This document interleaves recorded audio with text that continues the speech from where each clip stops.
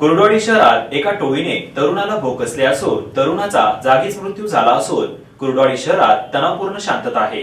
कुर्डवाडी शहरात मागील भांडणाचा राग मनात धरून अंदाजे 20 ते 25 जणांच्या टोळक्याने विकी गायकवाड वय 22 राहणार माळशिरस याचा तलवारी कोयते अशा धारदार शस्त्रांनी वार केल्याने जागीच मृत्यू झाला। सदर घटनेचा तपशील असा 14 एप्रिलला झालेल्या आंबेडकर जयंतीनिमित्त कुर्डवाडी पोलीस स्टेशन मध्ये शांतता कमिटीची मीटिंग आयोजित केली होती। त्या मीटिंगला माजी नगरसेवक अमरकुमार माने आणि श्रीरामे यांच्यात मिरवणुकीदरम्यान दारू विक्री बंद ठेवण्याच्या कारणावरून शाब्दिक चकमक उडाली। त्याचे पर्यवसन त्याच रात्री माने यांच्या नातेवाईकांनी श्रीरामे व त्यांच्या मावस भावास मारहाण केली होती व आरोपींवर गुन्हे दाखल होऊन अटकही झाली होती। काही दिवसापूर्वीच विकी गायकवाड हा तरुण जामिनावर सुटून आला होता। आज पोलीस स्टेशनला हजेरी लावून माड्याला मेवणे अमरकुमार माने यांची भेट घेण्यासाठी चालले असताना माडा ते कुर्डवाडी रस्त्याच्या ब्रिज खाली आरोपी दबा धरून बसले होते। इनोवा गाडीने जाणार असल्याची कुणकुण आरोपींना मिळाल्यामुळे गाडी दिसताच हल्ला करायला सुरुवात केली।